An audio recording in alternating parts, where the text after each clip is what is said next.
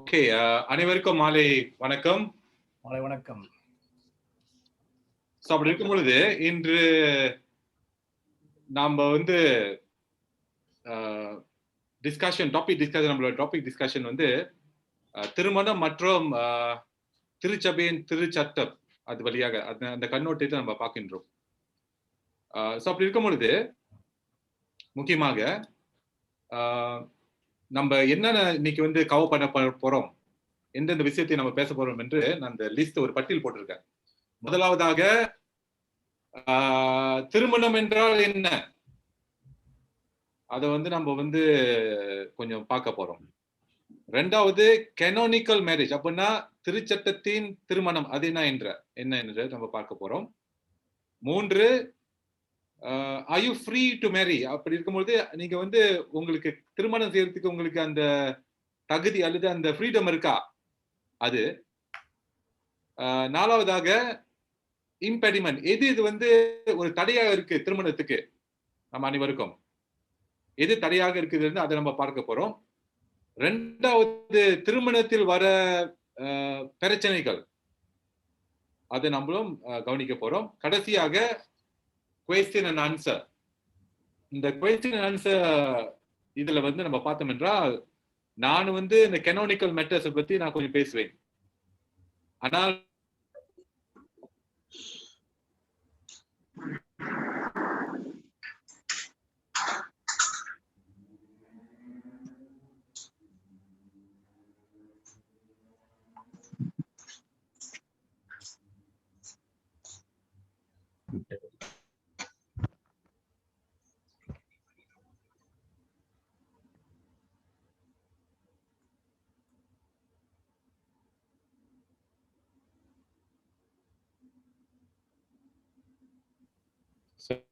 என்ன ஆச்சு?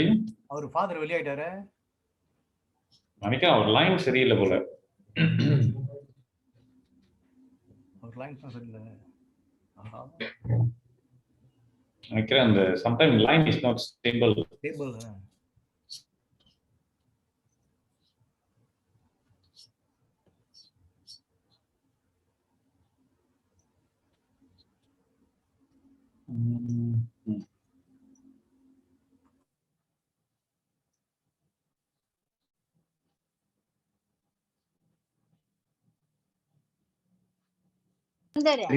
நான் இன்னொரு இதுல பாய்க்கிறேன்.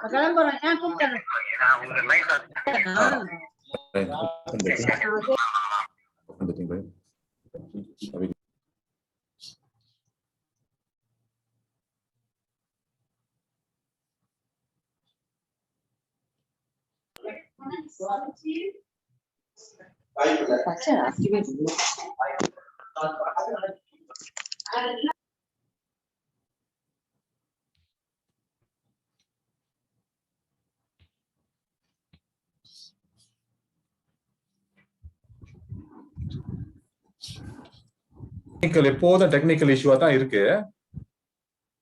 பட் இருந்தாலும் என்ன நல்ல வேற இன்னொரு கம்ப்யூட்டர் இருக்கு பக்கத்துல. சோ கேக்குதுங்களா? கிளியரா இருக்கா? அதன்றி கை தூக்குங்க. கிளியரா இருக்கு. Very clear. சோ இந்த 6 விஷயங்களை நம்ம வந்து இன்னைக்கு பேச போறோம். முக்கியமாக இந்த மேரேஜ் அண்ட் கேனன் லா இதுல நம்ம பார்க்கின்றோம். சோ அப்படி இருக்கும்போது ஸ்லைட்ஸ் வந்து கொஞ்சம் ஷேர் பண்ண முடியல, பரவாயில்ல. இருந்தாலும் நான் வந்து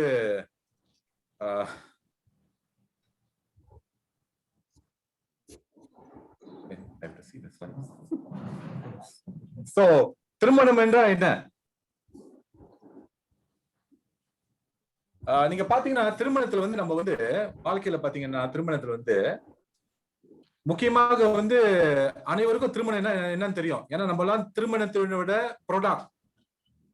ப்ராடக்ட் என்றால் முக்கியமாக நம்ம பார்த்தோம் என்றால் நம்ம வந்து இந்த உலகத்துக்கு பிறந்தோம் என்றால் முக்கியமாக நிச்சயமாக ஒரு திருமண வழியாகத்தான் நம்ம பிறந்திருக்கின்றோம். நம்ம தாய் தாப்பன் வழியாக அவங்க திருமணம் செய்தனால நம்ம பிறந்தது. திருமணம் பத்தி நீங்க கேட்டீங்க என்றால் அனைவருக்கும் திருமணம் என்றால் என்னன்னு தெரியும். ஓகே, அது ஒண்ணு. ரெண்டாவது வந்து திருமணம் வந்து பாத்தீங்கன்னா கத்தோலிக்க சர்ச்சில் தான் திருமணம் என்று சொல்ல முடியாது.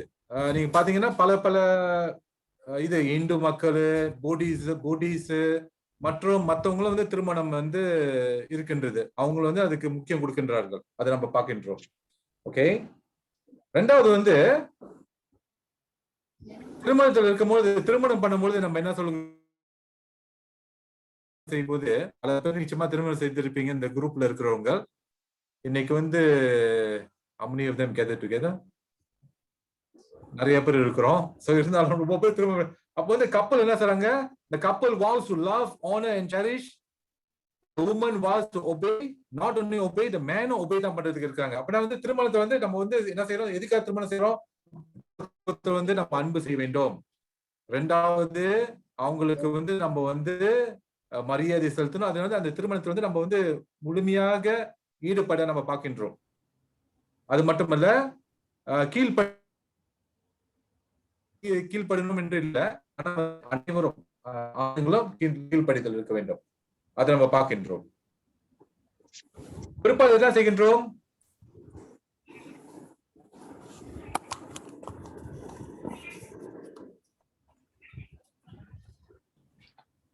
ஃபாதர் உங்களுக்கு சைலண்ட்ல போட்டாங்க, மைக் போடுங்க. அன்மியூட். Okay, S. ஓகே, அப்பப்போ மாறிக்கிட்டே இருக்கு. ஸோ எனிவே, நீங்க பாத்தீங்கன்னா நம்மளுக்கு வந்து ஒண்ணு வந்து ஆலயத்தின் திருமணம் இருக்கின்றது. அதுக்கு முன்ன வந்து சிவில் மேரேஜ் என்று இருக்கின்றது. Okay, civil marriage. So civil marriage நீங்க பாத்தீங்கன்னா நம்ம மலேசியன் சிவில் மேரேஜ் பாத்தீங்கன்னா understanding civil marriage and divorce 1 March 1982. அதுக்கு முன்ன வந்து பிஃபோர் 1 மார்ச் 1982 வந்து நீங்க டெம்பிள்ல கல்யாணம் பண்ணா சரி, சர்ச்சில் கல்யாணம், அந்த திருமணத்தை வந்து பதிவு செஞ்சிருவாங்க. அது ஆட்டோமேட்டிக், அது வந்து லீகல் மேரேஜ் மாதிரி. ஆனா ஆஃப்டர் 1 மார்ச் 1982 பார்த்தோம் என்றால் அனைத்து திருமணமும் ரெஜிஸ்டர் செய்ய வேண்டும். According to law reform, civil லா பிரகாரம் அனைத்து மேரேஜும் ரெஜிஸ்டர் செய்ய வேண்டும். முன்ன வந்து நம்ம கோயில்ல கல்யாணம் பண்ணலாம், நீங்க டெம்பிள்ல கல்யாணம் பண்ணலாம், புடிஸ்ட் டெம்பிள்ல கல்யாணம் பண்ணலாம். அந்த மேரேஜ் வந்து அக்செப்டட். ஆனா இப்ப பாத்தீங்கன்னா ஆஃப்டர் 1 மார்ச் 1982 அனைத்து திருமணம், அதான் பாருங்க, நம்ம சர்ச்சில் கல்யாணம் பண்ணாத முன்ன என்ன செய்கின்றோம்? வந்து நம்ம வந்து ரெஜிஸ்டர் டிபார்ட்மெண்ட் சென்று அங்க வந்து ரெஜிஸ்டர் வழியாக நம்ம திருமணம் செய்கிறோம். சிவில் மேரேஜ் சொல்லுவாங்க. ஓகே, சிவில் மேரேஜ் செஞ்சுட்டோன்னு தான் ஆலயத்துக்கு வந்து நம்ம சர்ச்சுக்கு வந்து நம்ம திருமணம் செய்கின்றோம். அது முதல். அப்படி இல்லாம சிவில் மேரேஜ் இல்லாம சர்ச்சில் மட்டும் திருமணம், அது சட்ட பிரகாரம் அது வந்து குற்றம். செய்தவர்களை வந்து சட்டம் வந்து தண்டிக்கும். சோ அது வந்து நம்ம பார்க்க வேண்டும். ஓகே, பிற்பாடு இந்த சிவில் பிற்பாடு, சிவில் மேரேஜ் பிற்பாடு நம்ம பார்த்தோம் என்றால் man and woman வந்து must be at least 18 years and above, 18 years old. and ஆணும் பெண்ணும் வந்து 18 வயசுக்கு கீழே, 18 வயசுக்கு மேல 21 வயசுக்கு கீழே இருந்தா அவங்க என்ன செய்ய வேண்டும்? அவங்க பெற்றோரோட பெர்மிஷன் வந்து அல்லது கன்சென்ட் வந்து பெற்றுக்கொள்ள வேண்டும். அது அப்படி அந்த பெண்ணு வந்து 16 வயசுக்கு மேல ஆனா 18 வயசுக்கு குறைவா இருந்துச்சுன்னா அந்த பெண்ணு வந்து சீஃப் மினிஸ்டரோட பெர்மிஷன் வந்து பெருக வேண்டும். அது கிடைத்தாதான் திருமணம் செய்ய முடியும். சோ அப்ப வந்து மலேசியன் சட்ட பிரகாரம் வந்து திருமணம் வந்து 18 வயசுக்கு மேல பண்ணலாம், அது முதல். ஆனா 18 வயசுல இருந்து 21 வயசுக்குள்ளார இருந்துச்சுன்னா, தாண்டலன்னா 21 வயசு தாண்டல என்றால் அவங்க என்ன செய்ய வேண்டும்? அவங்க வந்து கான்சென்ட் பெருக வேண்டும். கான்சென்ட் வந்து எடுக்க வேண்டும் பெற்றோர்கள்ட்ட இருந்து. சோ இது வந்து சிவில் மேரேஜ். சிவில் மேரேஜ் மீண்டும் அந்த 1 மார்ச் 1982 சொன்ன பிரகாரம் வந்து நம்ம முக்கியமாக இஸ்லாம் மக்களுக்கு தவிர நம்ம அனைவரும் வந்து புத்திஸ்ட், கிறிஸ்டியன்ஸ் எல்லாம் ஒரே ஒரு ஆளதான் கல்யாணம் பண்ண முடியும். பயோகாமி முடியாது. அப்படின்னா வந்து பல பேரை கல்யாணம் பண்ண முடியாது. மொனோகமஸ் தான். அப்படின்னா ஒரே ஒரு ஆளு நீங்க கல்யாணம் பண்ற வரைக்கும் அவங்க கூட இருக்கிற வரைக்கும் அவங்க இறந்துட்டாங்கன்னா அல்லது டிவோர்ஸ் வழியாக பிரிஞ்சுட்டாலும் அப்பதான் சீவல்லி இன்னொருத்தர திருமணம் பண்ணும். நீங்க திருமணம் பண்ணவங்களை வந்து இன்னொருத்தர ரெஜிஸ்டர் வந்து நீங்க திருமணம் பண்ண முடியாது. இது 1ஆம் தேதி மார்ச் 1982 இந்த சட்டம். யார் யார் வந்து இதுக்கு எதிராக இன்னொரு 2 கல்யாணம் 3 கல்யாணம் பண்றவங்க அவங்களுக்கு வந்து சட்டம் வழியாக 7 வருடம் ஆயுள் தண்டனை அது அல்லது ஃபைன் இரண்டும் கிடைக்கப்படும். இது வந்து சட்டம், சிவில் லா சட்டம். ஓகே, பிற்பாடு இந்த சிவில் லா சட்டம் பிரகாரம் நீங்க பாத்தீங்கன்னா குடும்பத்தினர் கல்யாணம் பண்ணுவேன். அப்ப நான் வந்து கிராண்ட் பேரண்ட்ஸ் தாத்தா வந்து பேர பிள்ளைய கல்யாணம் பண்ண முடியாது. அண்ணன் தம்பிகளுக்கு அண்ணனும் தங்கச்சும் கல்யாணம் பண்ண இந்த மாதிரி சொந்தத்துல வந்து திருமணம் செய்ய முடியாது இந்த சட்டம், இந்த சிவில் லா பிரகாரம். மற்றும் நம்ம பார்த்தோம் என்றால் பைபிள்ல நீங்க பாத்தீங்க என்றால் முக்கியமாக ஜெனசிஸ் 1:22 இது வந்து இப்ப வந்து முதல்ல சொன்னது வந்து நான் பேசினது சிவில் லா. இப்ப வந்து பைபிள்ல திருமணம் என்ன சொல்லுது, பைபிள் என்ன திருமணத்தை பத்தி குறிக்கின்றது நம்ம பார்ப்போமா. ஜெனசிஸ் 1:27 நீங்க பாத்தீங்க என்றால் ஆணும் பெண்ணும் இறைவன் படைத்தார், அவரோட சாயல படைக்கின்றார். அப்படி ஆணும் பெண்ணும் வந்து ஈக்குவல், ஒரே இதுதான். அவங்களுக்கு வந்து திருமணே என்று இல்ல, வந்து நான் மேலே நீ கீழே அந்த மாதிரி இல்ல, 2 பேரும் ஒன்னிதான். ஆனா வந்து ஆணும் பெண்ணும் பாருங்க, இதான் முக்கியம். ஆணும் இல்ல, பெண்ணும் இல்ல, ஆணும் பெண்ணும் இறைவன் படைத்தார். இது வழியாக அவங்க 2 பேரும் என்ன செய்கிறாங்க, ஒன்னு செய்கிறார்கள் நம்ம பார்க்கின்றோம். இது ஆதியாகமத்தில் நம்ம பார்க்கின்றோம். ஓகே, சோ இது கடவுளின் திட்டம், கடவுள் திட்டத்தை வெளிப்படுத்தலாம். சோ பிற்பாடு வந்து திருமண வழியாக நம்ம என்ன பார்க்கின்றோம்னா அது திருமணம் வந்து ஒரு ஆசீர்வாதம் given by God the creator. அவர் கடவுளே படைத்த இந்த திருமணம் வந்து ஒரு ஆசீர்வாதம். சோ இது வழியாக என்ன நடக்கிறது, நம்ம அனைவரும் living according to God's plan. இந்த கணவனும் மனைவியும் ஒருவரை ஏற்று முழுமையாக ஒத்துமையாக ஒன்றாக வாழ இறைவன் அழைக்கின்றார் இந்த திருமண வழியாக, இந்த படைப்பு வழியாக. சோ திருமண வழியாக என்ன நடக்கின்றது, திருமண வழியாக என்னென்ன நன்மைகள் பார்த்தோம் என்றால், முதலாவதாக திருமண வழியாக குழந்தைகள் பிறக்கிறதுக்கு ஒரு வாய்ப்பு இருக்கின்றது. அது வழியாக அவங்க வந்து அந்த குழந்தைய வந்து அந்த குழந்தைகளுக்காக பணிபுரியறதுக்கு வந்து அந்த பெற்றோர்கள் ஒரு காரணமாக இருக்கின்றார்கள். அது மட்டுமல்ல, இந்த திருமண வழியாக இந்த பெற்றோர்கள் வந்து கடவுளின் அன்புக்கு வந்து ஒரு சாட்சியாக இருக்கின்றார்கள். அன்பின் காரணமாகத்தான் திருமணத்தில் ஒன்றாக கூடுகின்றார்கள். அந்த அன்பின் காரணத்தினால் அவங்க வாழ்க்கையில் குழந்தைகளுக்கு வருகின்றது. இது நம்ம வந்து பார்க்கின்றோம். இது உண்மை. இது வந்து உங்களை அனைவரும் திருமணம் செய்து உங்களுக்கு தெரியும். அன்பின் காரணமா தான் நீங்க இந்த உலகத்துல ஒரு திருமணம் பண்ணீங்க. அது மட்டுமல்ல, அது வழியாகத்தான் நீங்க வந்து இந்த உலகத்துக்கு இந்த குழந்தை கொடுத்ததும் அதுக்காக தான், அன்பின் காரணமாக. அதான் நம்ம சொல்லுகின்றோம் 10:6 பார்க்கும் பொழுது, so they are no longer two but one flesh. அப்ப வந்து அவங்க 2 பேர் இல்ல, ஆனா ஒரே உடலாக ஆகின்றார்கள். சோ ஒன்றாக சேர்ந்து திருமண வழியாக இப்போ வந்து ஒரே உடல், தனித்தனி உடல் இல்ல, ஆனா ஒரே உடல், அதை நம்ம பார்க்கின்றோம். ஓகே, அதே நேரத்தில் வந்து லூமன் ஜென்சியம், இது வந்து வெட்டிக்கன் சங்கம் 2 லூமன் ஜென்சியம் பார்க்கும்போது என்ன சொல்லியிருக்கிறார், முதலாவதாக திருமண வழியாக 11வது நம்பர் லூமன் ஜென்சியம் 11 நம்பர் பார்க்க பொழுது இந்த திருமண வழியாக என்ன நடக்குது என்றால் அவங்க வந்து ஹோலினஸ் அல்லது தூய்மையை பெறுகின்றார்கள், அதை பார்க்கின்றோம். அது மட்டுமல்ல, அவங்க வந்து குழந்தை வருகின்றது, அது அந்த குழந்தைக்கு வந்து அவங்க விளக்கின்றார்கள், அந்த குழந்தைக்கு வந்து படிப்பு கொடுக்கின்றார்கள், இதையும் நம்ம பார்க்கின்றோம். அது மட்டுமல்ல, அந்த ஸ்டேட் அவங்க வந்து ஒரு சின்ன குட்டி திருச்சபையாக, இந்த குடும்பம் வந்து ஒரு குட்டி திருச்சபையாக ஆகின்றது. இதையும் நம்ம வந்து லூமன் ஜென்சியம் 11 பார்க்கின்றோம். இது வந்து திருச்சபையின் கற்பிருப்பு. திருச்சபை கத்துக் கொடுக்கிறது வந்து இதுதான். திருமண வழியாக அவங்க வந்து தூய்மை பெறுகின்றார்கள். அது மட்டுமல்ல, இந்த குழந்தை வளர்க்கின்றார்கள். அந்த குழந்தைக்கு வந்து எஜுகேஷன் படிப்பு கொடுக்கின்றார்கள். அவங்களுக்கு வந்து ஒரு புது ஸ்டேட் ஆஃப் லைஃப், ஒரு புது ரெக்கக்னிஷன் ஸ்டேட்டஸ் அவங்க வாழ்க்கையில் இருக்கின்றது திருமண வழியாக.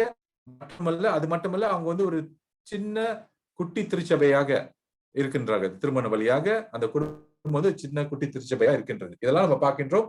இது வெட்டிக்கன் சங்கம் 2 லூமன் ஜெனசிஸ் நம்பர் 11 நம்ம பார்க்கின்றோம். ஓகே. சோ ஆனா இன்னொரு இம்பார்ட்டன்ட் சிச்சுவேஷன் என்னன்னா, திருமண வழியாக நம்ம கத்தோலிக்க சர்ச்சில் வந்து பார்த்தோம் என்றால் இது ஒரு அருள் சாதனமாக ஆகின்றது. இந்த திருமணம் வந்து சாதாரண திருமணம் இல்லை, ஆனா அருள் சாதனம். அதை நம்ம பார்க்கின்றோம். ஓகே. இந்த திருமணம் வந்து 2 வகையில பார்க்கலாம். ஒண்ணு வந்து லீகல் பாயிண்ட், சட்டம் பிரகாரம் நம்ம பார்த்தோம்ல, சிவில் லா. இந்த மலேசியா நாட்டின் சட்டம், civil law, law reform of marriage, அதை பார்த்தோம் என்றால் அது வந்து திருமணத்தை எப்படி பார்க்கின்றது? Marriage is a contract. அப்ப நான் வந்து ஒரு ஆணும் பெண்ணும் வந்து ஒரு கான்ட்ராக்ட்ல ஈடுபடுறார்கள். அப்படின்னா ஒரு ஒப்பந்தம் செய்கின்றார்கள். அதை பார்க்கின்றோம்.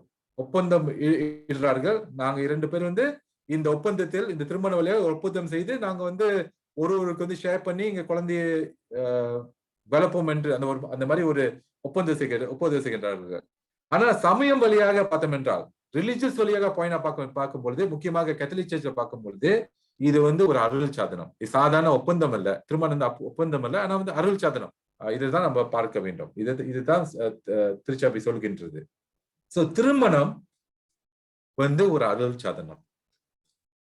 சோ இந்த அருள் சாதனம் வந்து எப்படி வந்தது? இது இயேசு வழியாக.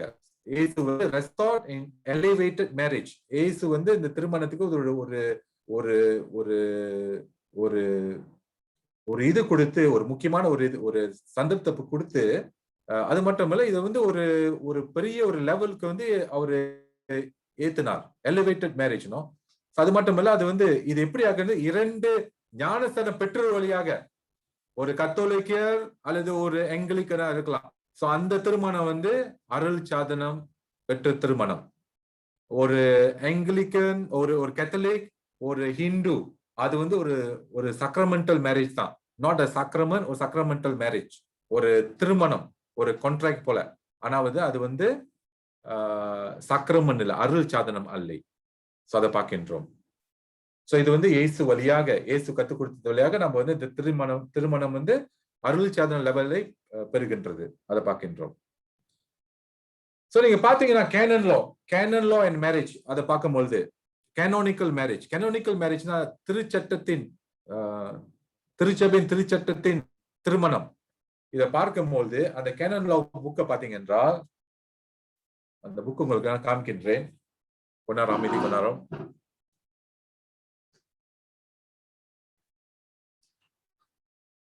சோ இது வந்து 1983 code of canon law. So நீங்க பாத்தீங்க என்றால், இந்த கேனன் லால நீங்க பாத்தீங்க என்றால் 110 கேனன்ஸ், சட்டங்கள் திருமணத்தை பத்தி பேசப்பட்டிருக்கின்றது. சோ அதை வந்து நம்ம பார்க்கின்றோம். மன்னிக்கிறேன், ஸ்லைட்லாம் நான் தான் செஞ்சிருக்கேன் ஸ்லைட்லாம். ஆனா இன்னைக்கு வந்து திடீர்னு என்ன பண்ண, என் கம்ப்யூட்டர் வந்து கனெக்ட் பண்ண முடியல. எல்லாம் மத்தியானம் அது கரெக்டா தான் இருந்துச்சு, எனக்கு திடீர்னு கனெக்ட் பண்ண முடியல. இருந்தாலும் நான் கண்டினியூ பண்ணேன். ஸ்லைட்ஸ் வேணா லேட்டு வந்து நீங்க வந்து செபஸ்டியன் பிள்ளை அல்லது ஃபாதர் ஹென்றி வழியாக அல்லது இந்த ஆர்கனைசர்ஸ் வழியாக நீங்க பெற்றுக்கொள்ளலாம், பிரச்சனை இல்லை. ஓகே. சோ திருமணம் என்றால் என்ன? Nature of marriage according to canon 1055 number 1 பாத்தீங்கன்னா, முதலாவதாக திருமணம் வந்து ஒரு கவனன் வந்து என்ன சொல்லுவாங்க? உடன்படிக்கை. கடவுள் வந்து இஸ்ரேல் மக்கள் கூட உடன்படிக்கை செய்தார்கள். அதே போல திருமணத்துல வந்து ஹஸ்பண்ட் அண்ட் வைஃப் ஒரு உடன்படிக்கை, ஒரு கான்ட்ராக்ட் இல்ல, ஒரு ஒப்பந்தம் மாதிரி இல்ல, ஆனால் உடன்படிக்கை செய்கின்றார்கள். சோ ஸ்டேட்டஸ் வந்து ஹை ஸ்டேட்டஸ், அது பார்க்கின்றோம்.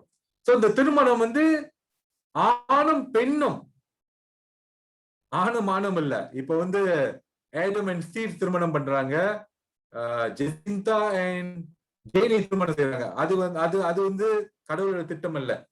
கடவுளோட திட்டம் என்னென்றால், இந்த திரு சட்டத்தோட திட்டம் என்னென்றால் சொல்லுது என்னென்றால், ஆணும் பெண்ணும், ஒரு ஆணும் ஒரு பெண்ணும் கல்யாணம் செய்யலாம். இது வந்து கேனன் 1055 நம்பர் 1. அது மட்டுமல்ல, இதனால என்ன நடக்குது? Establish between them a partnership for whole life. அவங்க வாழ்க்கைக்கு வந்து ஒரு ஒரு ஒரு ஒரு உறவை, இந்த திருமண வழியா ஒரு உறவு வருகின்றது அவங்க வாழ்க்கையில். டெம்பரரி இல்ல, ஆனால் சாவு தான் திருமணத்தை வந்து பிரிக்கும். அந்த ஒப்பந்தத்தை அல்லது அந்த உடன்படிக்கை பிரிக்கும். அதுவரை அவங்க 2 பேரும் ஒரு பார்ட்னர்ஷிப்ல ஈடுபடுறார்கள். அதுவரை என்ன நடக்கின்றது? வெல்பீயிங் ஆஃப் ஸ்பௌசஸ், அந்த வெல்பீயிங் ஆஃப் ஸ்பௌசஸ் அவங்க நல்லதுக்காக, ஆர்டர் டுவர்ட்ஸ் அவங்க நல்லதுக்காக, அவங்க தூய்மை வாழ்க்கையில வாழ்றதுக்காக. அது மட்டும் இல்ல, இது வழியாக என்ன நடக்கின்றது? குழந்தை பிறக்கிறதுக்கு வாய்ப்பு இருக்கின்றது. procreation and upbringing of children. இது வந்து நம்ம கேனன் 1055ல நம்ம பார்க்கின்றோம். கேனன் 55, கேனன் 1055 and 1055 2ல பார்க்கும்பொழுது, consequently a valid marriage contract cannot exist between baptized persons without it being by very fact a sacrament. So அப்படி இருக்கும் பொழுது, இந்த நம்மளுக்கு வந்து 7 அருள் சாதனங்கள் இருக்கின்றா இல்லையா?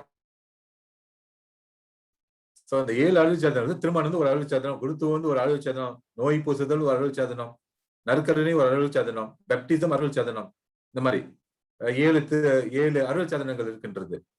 சோ அப்படி இருக்கும்பொழுது இது வந்து council of Trent, Florence and Trent. Florence வந்து 1439, ட்ரெண்ட் வந்து 1547ல வந்து இந்த 7 அருள் சாதனத்தை அவங்க வந்து கத்தோலிக் சர்ச்ல 7 அருள் சாதனத்தை வந்து அஃபர்ம் பண்ணாங்க.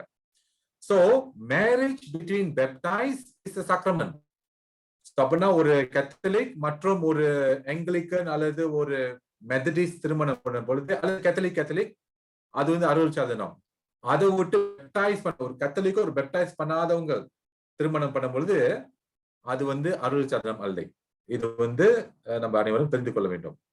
சோ அப்படி இருக்கும் பொழுது இந்த அருள் சாதனம் வந்து exclusively because of baptism, not because of faith, because of Catholic faith, not because of Catholic faith. அருள் சாதனம் பெற்ற நாள், இது வந்து ஒரு பேப்டிசம் பெற்ற நாள் இந்த திருமணம் அருள் சாதனம் ஆகின்றது. ஆனா விசுவாசத்தினால அல்ல, நம்பிக்கையினால அல்ல. அப்கோர்ஸ் அருள் சாதனம் பெற்றோர்கள் எல்லாம் நம்பிக்கையில வாழ்றாங்க நம்ம தெரிகின்றது. ஆனா முக்கியம் என்னதுன்னா பேப்டிசம் பெற வேண்டும். அப்பதான் ஒரு திருமணம் வந்து ஒரு அருள் சாதனமா ஆகும். நம்பிக்கை விசுவாசம் மட்டும் வச்சிருந்தா விசுவாசம் மட்டும் வைத்து விட்டு ஆனா பேப்டிசம் பெறவில்லை என்றால் அது அருள் சாதனம் அல்ல. So time இன்னும் இருக்குது நினைக்கிறேன். Sebastian, time is still on. I think I can speak more. Yes, Sami. Okay.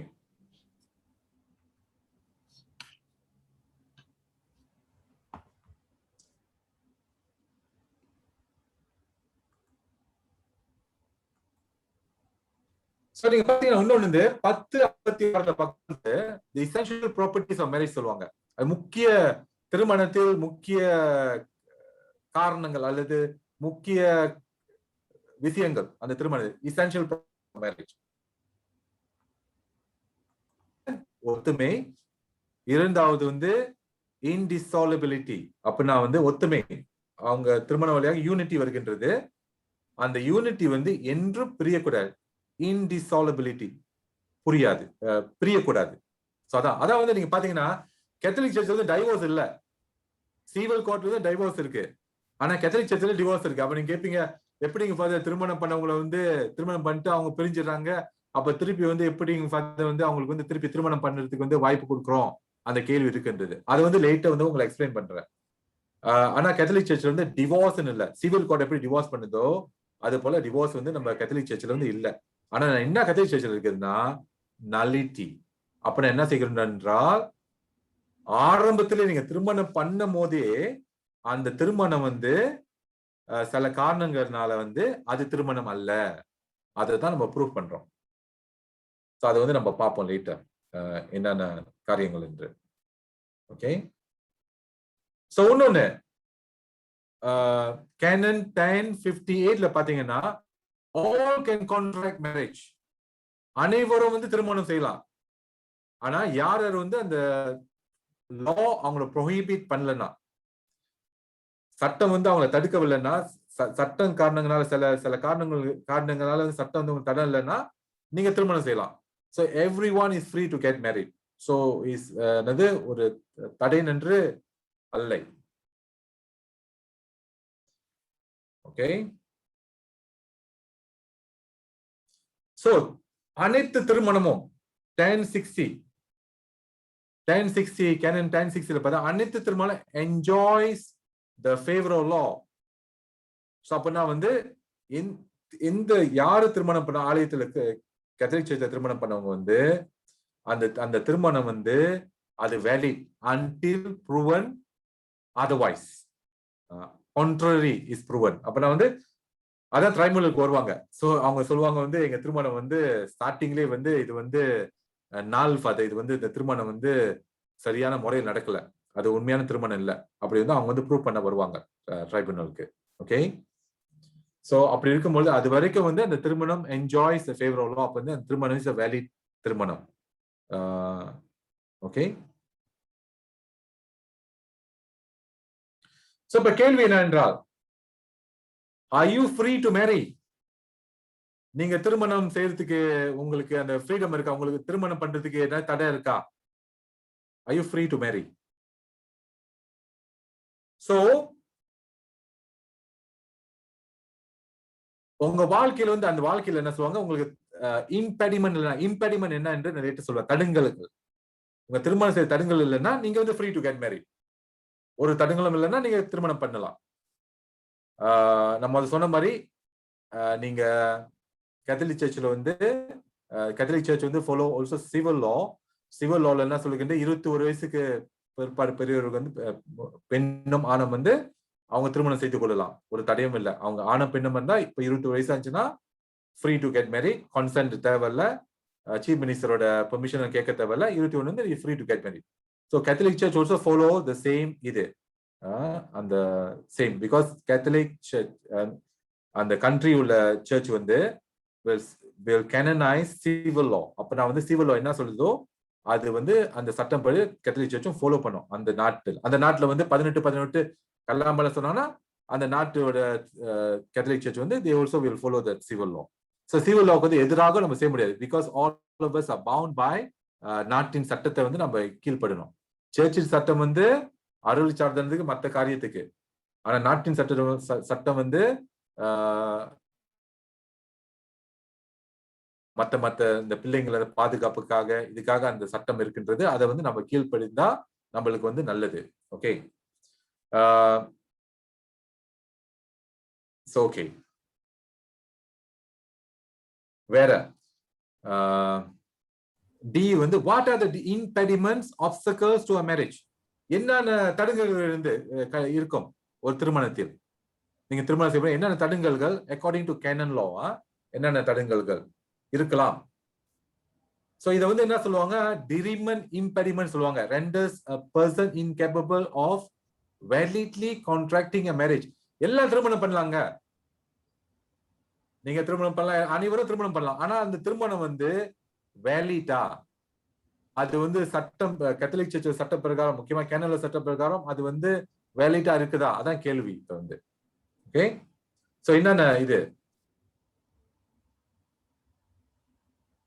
So the impediment என்னன்னா to a canonical marriage. Okay, so முதல் வந்து என்னது? வயசு, ஏஜ். So சொன்ன போல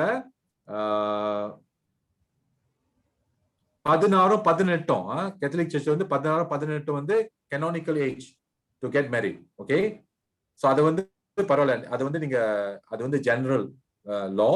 ஆனா சொன்ன போல வந்து நம்மளோட சட்டம், நாட்டின் சட்டம் வந்து சொல்லுது என்ன, 18 வயசுக்கு கல்யாணம் பண்ணலாம். ஆனா அது பெற்றோரோட பெர்மிஷன் தேவைப்படும், கன்சென்ட் பெற்றோரோட. 21 வந்து நீங்க பெர்மிஷன் தேவையில்ல, நீங்க டைரக்டா நீங்க கல்யாணம் பண்ணிடலாம், சுதந்திரமா கல்யாணம் பண்ணலாம், பிரச்சனை இல்லை. அது யாரும் தடுப்புகள் செய்யப்படுத்தல. சோ ஏஜ் இம்பேர்ட் அப்படி வந்து ஒரு 13 வயசு பிள்ளையும் ஒரு 16 வயசு பிள்ளையும் 16 வயசு பையனும் சர்ச்சில் திருமணம் செய்ய முடியாது. ஸோ ஏஜ் வந்து ஒரு இம்பெடிமெண்ட். ஆனா அந்த இம்பெடிமெண்ட் வந்து கொஞ்ச நாள் தான். அவங்க வந்து அந்த கேர்ள் வந்து ஒரு 20 வயசு ஆச்சுன்னா, அந்த பையனுக்கு வந்து 20 வயசு ஆச்சுன்னா, அந்த கேர்ளுக்கு ஒரு 18, அந்த பையனுக்கு ஒரு 18 இல்ல 20 வயசு மாதிரி இருந்துச்சுன்னா அவங்க திருமணம் பண்ணலாம். ஆனா இந்த தடுங்கள் வந்து இம்பெடிமெண்ட் ஏஜ் வந்து முதல்ல வந்து கேனன் 1083 வந்து அது வந்து டெம்பரரி தான். வருது முடிஞ்சிட்டோம்னா கொஞ்ச நாள் ஆயிட்டோம்னா அவங்க திருமணம் பண்ணலாம், பிரச்சனை இல்லை. இது டெம்பரரி. ஓகே, அது ஒரு இம்பெடிமெண்ட். ரெண்டாவது இம்பெடிமெண்ட் வந்து கேனன் 1984 1084 இம்பெடிமெண்ட் ஆஃப் இம்பார்ட்டன்ஸ் சொல்லுவாங்க. சோ இது வந்து மலையில சொன்னா மத்தி பூச்சோ. அப்படி என்றால் என்ன சொல்லுவாங்க, அந்த ஆணுக்கு வந்து இரெக்ஷன் இல்லை, அப்ப வந்து அந்த ஆண் வந்து அந்த உடல் உறவு செய்ய முடியாது.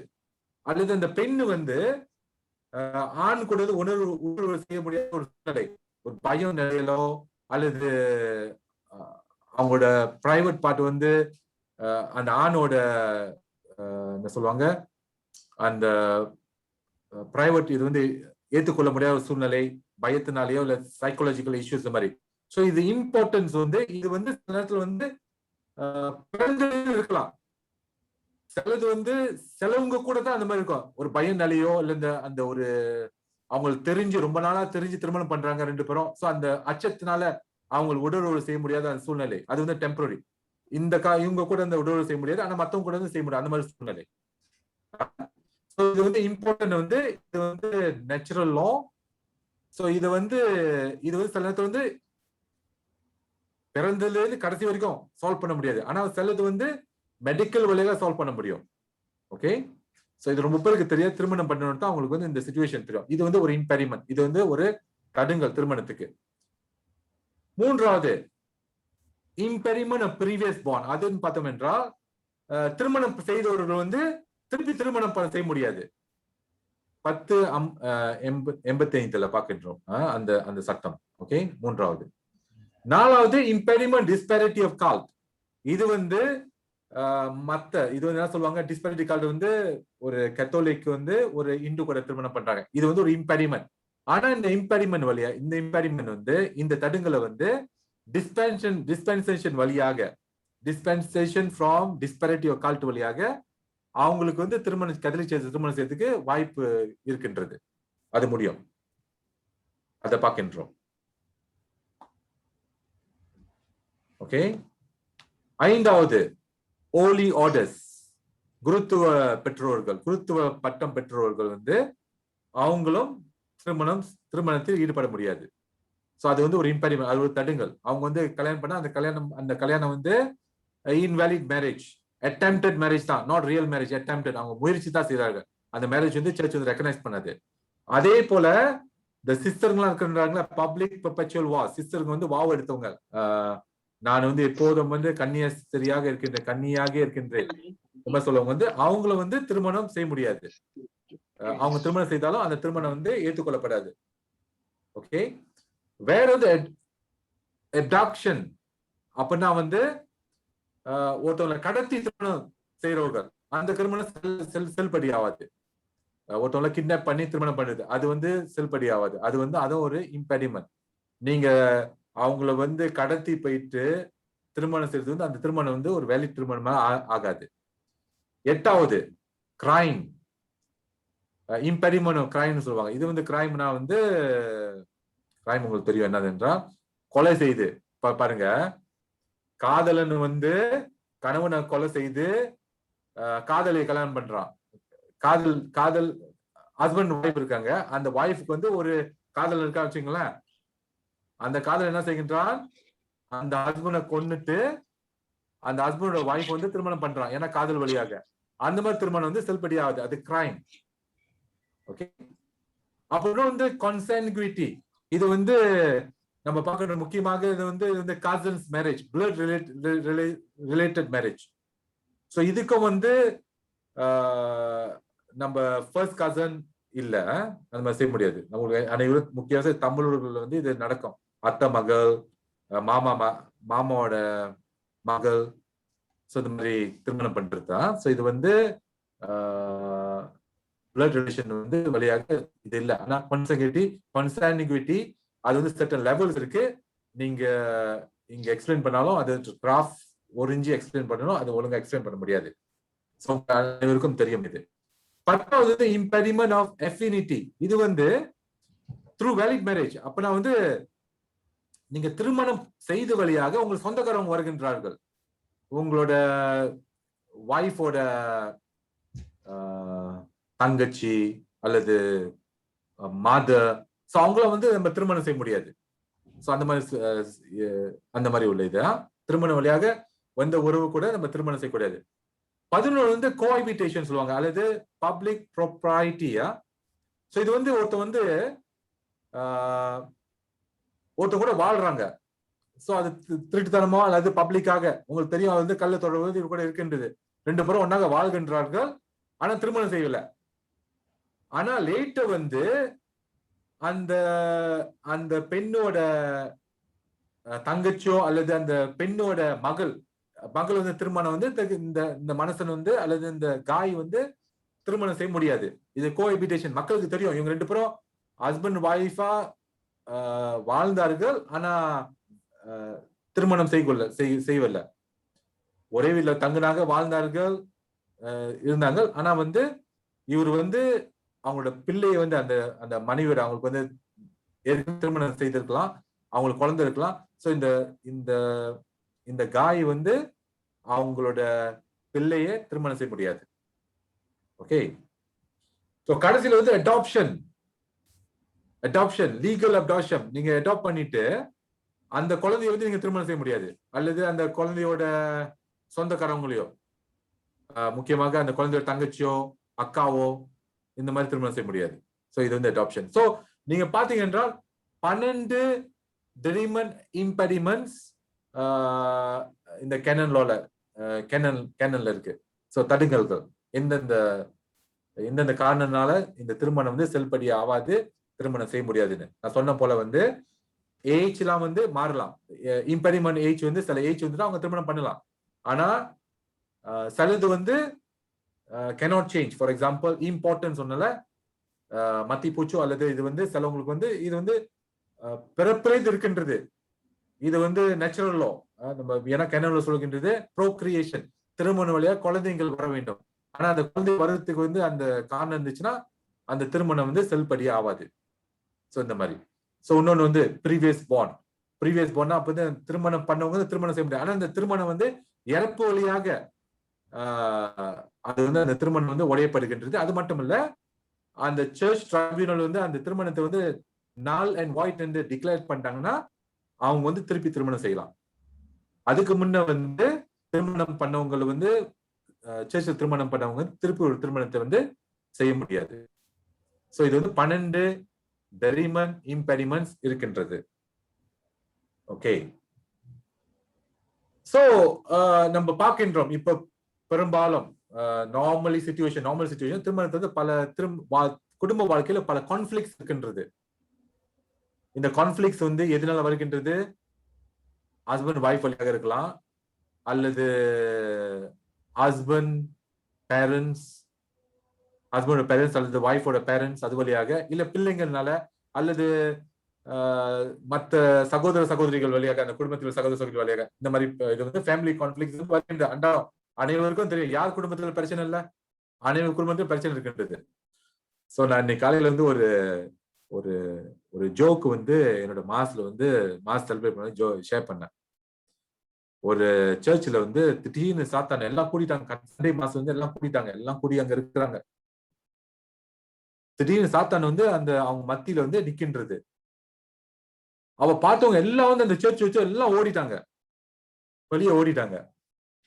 ஆனா ஒருத்தர் மட்டும் வந்து அந்த சர்ச்சில இருந்து வந்து வெளியே போகவில்லை, அங்கேயே அமர்ந்து இருக்கின்றார். அப்ப வந்து சாத்தான் வந்து ரொம்ப கன்ஃபியூஸ் ஆச்சு. எல்லாம் பயந்துட்டு ஓடிட்டாங்களா, ஏன் இவன் மட்டும் ஓடலன்னு சொல்லிட்டு சாத்தான் வந்து சிந்தித்து கொண்டு பார்க்கின்றது. அப்ப சாத்தான் போய் கேட்டுச்சு, உனக்கு தெரியுமா நான் யாரு என்று? ஆமா எனக்கு தெரியும், நீ வந்து சாத்தான் என்று அவன் சொன்னான். பிற்பாடு அப்படி உனக்கு பயம் இல்ல, எல்லாம் ஓடிட்டாங்க, உனக்கு ஏன் பயம் இல்லைன்னு. அதுக்கு அவன் சொன்னான், நான் வந்து உன்னோட அக்காவை நான் 18 வருஷமாக திருமணம் பண்ணி வாழ்கின்றேன். 18 வருஷமாக உன் அக்காவை வந்து திருமணம் பண்ணி, அப்ப நான் வந்து அந்த அவங்க மனைவி வந்து அவனுக்கு சாத்தான் போல வாழ்க்கையில ஒரு பெரிய பிரச்சனை கஷ்டத்துல வாழ்கின்றான், நரக வாழ்க்கை. சோ இந்த மாதிரி சிச்சுவேஷன் பல பேர் வாழ்க்கையில இருக்கின்றது. அதே போல எல்லா திருமண வாழ்க்கையும் வந்து பிரச்சனைகள் இருக்குன்னு சொல்ல முடியாது.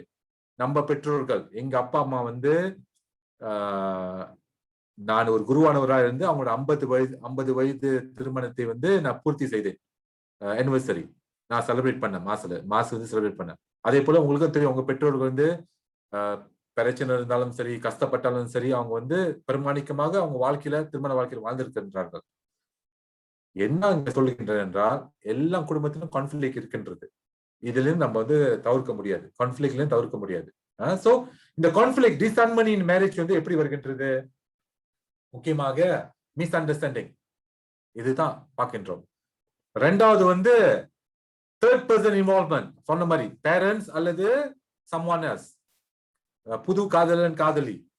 சோ இது வழியாக இந்த டிஸ்ஹார்மனி இன் மேரேஜ் வருகின்றது. பிற்பாடு என்ன செய்கின்றோம்? பர்சனல் இஷ்யூஸ், டிஃபெக்ட், அவனால உடல் உறவு செய்ய முடியல, அவனால உடல் உறவுக்கு வந்து இடம் கொடுக்காத ஒரு சூழ்நிலை, ஒரு பயம் அல்ல சைக்காலஜிக்கல் ப்ராப்ளம், இது வழியாக. சோ இதனால சில டிஸ்ஹார்மனி, திருமணத்து பிரிவு வருகின்றது. ஃபார்ஸ்ட் மேரேஜ், வற்புறுத்தல் திருமணம். அந்த பிள்ளைக்கு அல்லது பையனுக்கு வந்து திருமணம் செய்ய ஆசை இல்லை, ஆனா பெற்றோர் வந்து வற்புறுத்தல், கல்யாணம் பண்ணித்தான் ஆகணும், என்ன பேரபடியை பார்க்கணும் சொல்லி அவனுக்கு வந்து அந்த திருமணத்துக்கு ஆசை இல்லாம திருமணம் பண்ணுகின்றான். ஆனா அது வரைக்கும் பிற்பாடு திருமணம் பண்ணிட்டோன்னா பிரிவு வருகின்றது, ஃபார்ஸ்ட் மேரேஜ். இன்னொன்னு ஷார்ட் கன் மேரேஜ் என்று சொல்வார்கள். ஷார்ட் கன் மேரேஜ் என்றால் பிரெக்னன்சி. அப்பனா திருமணம் செய்யாத முன்னே உடல் உறவு வழியாக அந்த பெண்ணு வந்து ஒரு கர்ப்பிணி ஆகின்றாள், பிரெக்னன்ட், வேற வழி இல்லாம திருமணம் செய்கின்றார்கள். சோ இதை வந்து சில நேரத்துல வந்து இந்த இதை வந்து ஒரு திருமணம் பண்ணிட்டோன்னே அவங்க சொல்லுவார்கள், நான் வந்து என்ன செய்யறது, என்ன பண்றது, அவங்க பிரெக்னன்ட் ஆவணனால என் குடும்பத்துல வற்புறுத்தினால வேற வழி இல்லாம திருமணம் பண்ண அந்த பிரிவும் இருக்கின்றது. இது டிஸ்ஹார்மனி வருகின்றது. சோ இது மாதிரி பல காரணங்கள் இருக்கின்றது எதுக்காக இந்த மாதிரி சச்சரவு அல்லது பிரச்சனைகள் திருமணத்தில் வருகின்றது பார்க்கின்றோம். சோ ஏற்கனவே என்ன செய்கின்றது, இந்த மாதிரி பிரச்சனை வரும்போது என்ன செய்கின்றார்கள் மக்கள்? உடனே என்ன செய்கின்றார்கள், வேற வழி இல்ல, நான் உன்னை டிவோர்ஸ் பண்ணோம், நீ என்னை டிவோர்ஸ் பண்ணணும் என்று சொல்கின்றார்கள். சோ நம்ம அதை சொன்ன மாதிரி திருச்சபையில வந்து டிவோர்ஸ் இல்ல, திருச்சபையில ஒன்லி நாலிட்டி, நால் அண்ட் வாய்ட். அப்பனா நீ அன்னைக்கு திருமணம் செய்த அன்றே அந்த திருமணம் வந்து சில காரணத்தினால அந்த திருமணம் வந்து ஒரு சிறந்த திருமணம் அல்லது ஒரு வேலை திருமணமா இல்லைன்னு என்று திருச்சபையின் கோர்ட் வந்து அதை வந்து ப்ரூஃப் பண்ணும். ஆனா அந்த ப்ரூஃப் வந்து நம்ம கொடுக்க, திருச்சபை கொடுக்காது. அந்த திருமணம் செய்தவர்கள் அவங்க சொல்றாங்க, அவங்க தான் சொல்ல வேண்டும், என் திருமணம் வந்து ஸ்டார்டிங்லே வேலிட் இல்லை என்று. So we declare the marriage null and void from the beginning. Okay, valid marriage is always a valid marriage. Invalid marriage வந்து எப்போதும் invalid தான் இருக்கும். Invalid marriage cannot be a valid marriage. A valid marriage is always a valid marriage, cannot be invalid marriage. Okay, so in church there is no divorce, only nullity. Okay, so later வந்து கேள்வி கேட்கலாம் இது எப்படி என்று. So நம்ம இந்த மாதிரி பிரச்சனைக்கு வரும் பொழுது before you go for என்ன சொல்லுவாங்க civil divorce அல்லது இந்த பிரச்சனை இருக்கும்போது என்ன செய்ய வேண்டும், what to do? முதலாவது try to resolve the issue by listening and making amendments. அப்ப நம்ம முதலாவது நம்ம செவி கொடுக்க வேண்டுங்க. ரொம்ப பேர் திரும்ப நம்ம கேட்கும் பொழுது ஒரு மனக்கசப்புனால வந்து வந்துட்டோன்னே ஒருவருக்கு வந்து சொல்றது கேட்கறது இல்லை. மத்தவங்க சொல்வதை தான் கேட்கறது. ஸோ செவி கொடுக்காம இருக்கும் பொழுது எப்படி நம்ம வந்து அவங்களோட ஆசைகள், தேவைகளை நம்ம வந்து எப்படி தெரிந்து கொள்ளலாம்? செவி கேட்க வேண்டும், அது முதல். இரண்டாவது, கேட்டுட்டு சில மாற்றங்கள் செய்ய வேண்டும். நம்ம மாற்றங்கள் செய்யலாம் ஒன்னும் புரிஞ்சிடும் இல்ல, மாற்றங்களும் இருக்க வேண்டும். எவன் எவன் யார் வந்து வாழ்க்கையில வந்து தப்பு செய்யாத இருக்க, அனைவரும் தப்பு செய்ய இருக்கின்றார்கள். யார் பாவத்தில் உருவாத இருக்க, அனைவரும் இருக்கின்றார்கள். ஆனா அதுல இருந்து எழுந்து வந்து நம்ம வந்து ஒரு அமெண்ட்மெண்ட், ஒரு மாற்றங்கள் நம்ம வாழ்க்கையில கொஞ்சம் கொஞ்சம் மாற்றம் இருக்கும்போது அது வந்து வாய்ப்பு இருக்கு. அந்த திருமணத்துக்கு வந்து அந்த திருப்பி வளர்ச்சி அடையிறதுக்கு வாய்ப்பு இருக்கின்றது. மாற்றங்கள்ல தான் அந்த திருமணம் வந்து முடிஞ்சு போற திருமணமா இருக்கின்றது. ரெண்டாவது வந்து கோ ஃபார் கவுன்சிலிங். இந்த மாதிரி சிச்சுவேஷன் இருக்கும்போது ஒரு டிஸ்ஹார்மனி உங்க திருமணத்தில் வரும்போது என்ன செய்யணும்? கவுன்சிலிங் போங்கள். கவுன்சிலிங் வந்து தஞ்சிரம்புத்தான்கார் தான் கவுன்சிலிங் போகணும்னு அவசியம் இல்லை. கிறுக்கு பிடிச்சவங்க கவுன்சிலிங் போகணும். இப்ப வந்து அனைவரும் கவுன்சிலிங் போகலாம். அல்லது ஒருத்தவங்க பேச வேண்டும், எனக்கு இந்த மாதிரி பிரச்சனை இருக்கின்றது, எப்படி நான் இதுல மீற வேண்டும். பல பேரு ஜெபம் வழியாகவும் சரி, எதிர்காட்டு வழியாகவும் சரி, எத்தனையோ பேர் திருப்பி வந்து அவங்க திருமண வாழ்க்கையை புதுமைப்படுத்திருக்கின்றார்கள். நம்ம பார்த்துருவோம், உங்களுடைய அனுபவத்தில் நீங்க okay. see your parish priest, உங்க பங்கு தந்தை போய் பாருங்கள், பார்த்து ஆலோசனை கேளுங்கள். ஓகே, இது ஒரு தீர்வே இல்லைன்னா அந்த திருமணம் வந்து உங்களுக்கு தெரிஞ்சிச்சு இது முடியல, இது வந்து முடியல, ஒரு உண்மை செய்ய முடியாத ஒரு சூழ்நிலை இருந்தா அப்பதான் வந்து நீங்க என்ன செய்ய வேண்டும்? ஒரு சிவில் லாயரை போய் பாருங்கள், பார்த்து அவர்கிட்ட வந்து ஆலோசனை கேளுங்கள். ஒரு லாயர், சிவில் லாயர் உங்களுக்கு தெரியும், நீங்க போய் பார்க்கலாம். அவங்களோட ஆலோசனை கேட்டு அவங்க சொல்லுவார்கள். If you are divorce civilly divorce பண்ணீங்க என்றால், இந்த திருப்பி ஒண்ணு திருமணம் செய்யறதுக்கு உங்களுக்கு வந்து ஒரு சந்தர்ப்பம் இருந்தால் என்றால், நீங்க உங்க பங்கு சமையரை போய் பாருங்க. அவர் உங்களுக்கு வந்து அட்வைஸ் பண்ணுவார் என்ன செய்யணும் என்று. பிற்பாடு வந்து நீங்க வந்து டைசிசன் ட்ரைபியூனல், பினாங் டைசிஸ்ல வந்து பிஷப்ஸ் ஆபீஸ்ல வந்து டைசிசன் ட்ரைபியூனல் இருக்கு. அதோட கான்டாக்ட், அதோட இதெல்லாம் வந்து லேட்டர் வந்து இந்த பயிற்சியை வந்து தயார் செய்ற வழியாக உங்களுக்கு தெரியும். எல்லாமே வந்து லேட்டர் வந்து அந்த டீட்டெயில்ஸ் தான் கொடுக்கின்றேன். அது வழியாக நீங்க வந்து கான்டாக்ட் பண்ணலாம் டைசிசன் ட்ரைபியூனல். ஓகே, ஸோ இப்ப கேள்வி கேட்கலாம். ஸோ ஃபாதர் ஹென்றி ராஜு, அவரும் நானும் இந்த கேள்வி பதில வந்து ஈடுபடுவோம். முக்கியமாக அவர் பாஸ்டரல் வழியாக, நான் வந்து கேனோனிக்கல் வழியாக எக்ஸ்டெண்ட் பண்ணலாம் சில கேள்விகள்லாம். ஸோ பாருங்க, ஒரு வேலி திருமணம் வந்து எப்படி என்று பாத்தீங்கன்னா, ஒரு வேலி திருமணத்துல வந்து கான்சென்ட் இருக்கணும். அப்ப நான் வந்து நம்ம சொல்லுவோம், நீங்க உங்க உறுதிமொழியை நீங்க அழிங்க என்று குருவான சொல்லுவாரு. அப்போ வந்து நீங்க முழு கான்சென்ட் கொடுக்க வேண்டும். அப்ப வந்து இவங்களை வந்து நான் கணவனா ஏற்றுக்கொள்கின்றேன், இவங்களை வந்து மனைவியா ஏற்றுக்கொள்கின்றேன். ஒப்பந்தம், ஒரு உறுதிமொழி, கான்சென்ட் வந்து ஆங்கிலத்தை சொல்லுவார்கள், அது இருக்க வேண்டும். இரண்டாவது, வேலிட் மேரேஜ்ல வந்து 2 விட்னஸஸ் இருக்க வேண்டும். ஆணோ பெண்ணோ அது அவசியம் இல்லை, ஹஸ்பண்ட் ஒய்ஃப் அது தேவையில்லை. ஆனா 2 விட்னஸஸ் அவங்க வந்து பார்க்க வேண்டும். இந்த திருமணத்துல இருந்து அவங்க வந்து அந்த கான்சென்ட் அல்லது முழு சம்மதத்தை கொடுத்தார்கள் என்று அவங்களுக்கு வந்து பார்க்கணும். மூணாவது வந்து குருவானவர் அல்லது திருத்தொண்டர், இல்லை ஈவன் பிஷப், ஸோ திருச்சபை சார்பாக அந்த ஒப்பந்தத்தை அவங்க வந்து பெற்றுக்கொள்றார்கள். ஸோ இது கணவன் மனைவி, man and woman are very important, not man and man or woman and woman. Man and woman முழு மனசுகத்தோட ஒப்பந்தம் செய்ய வேண்டும். 2 விட்னஸஸ் இருக்கணும்.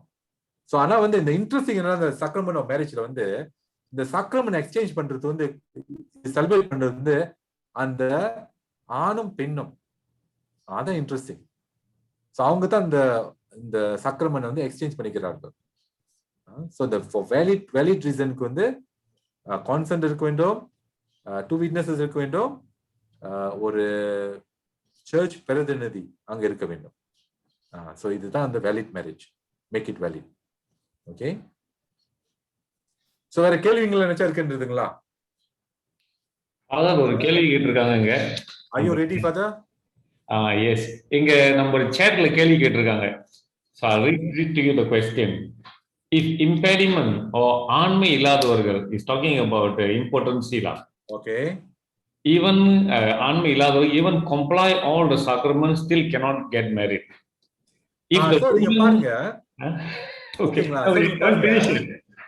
So நீங்க பாருங்க. Because நீங்க பாத்தீங்க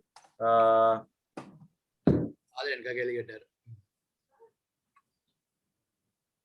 ஸ்லைட்ஸ் எல்லாம் கிளியரா இருக்கும். ஸ்லைட்ஸ் நீங்க காமிக்க முடியல. சாரியா, ரொம்ப மன்னிக்க வேண்டும்.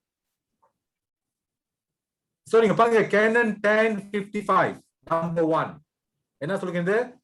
The marriage covenant by which a man woman establish between themselves is a partnership for their whole life, okay, and which of its own very nature is ordered to the well-being of spouses and to the procreation.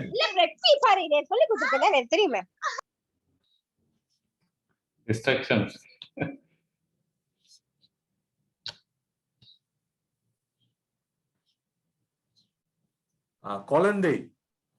குழந்தைக்கு so நீங்க உடல் உறவு செய்யணும்னா குழந்தை எப்படி வருவது? Okay, so பாருங்க, இது வந்து ஒரு ட்ரிக்கியான மெத்தட். அப்படின்னா வந்து இவருக்கு வந்து இது வந்து இன்வாலிட் மேரேஜ் எப்படி என்றால் இவரு ஸ்டார்டிங்ல இதை மறைச்சிட்டாரு, திருமணத்துல மறைச்சிட்டாரு. அங்க கேள்வி கேட்கும்போது ஃபாதர் நீங்களும் கேள்வி கேட்டீங்க, PNI ஃபார்முலா கேள்வி கேட்கும்போது can you fulfill obligation as husband, நம்மளுக்கு தெரியும் அந்த கேள்வி வந்து whether they can get involved in intimate sexual relationship. அதுல மறைச்சிட்டாரு. அவர் சொன்னாரு வந்து இது வந்து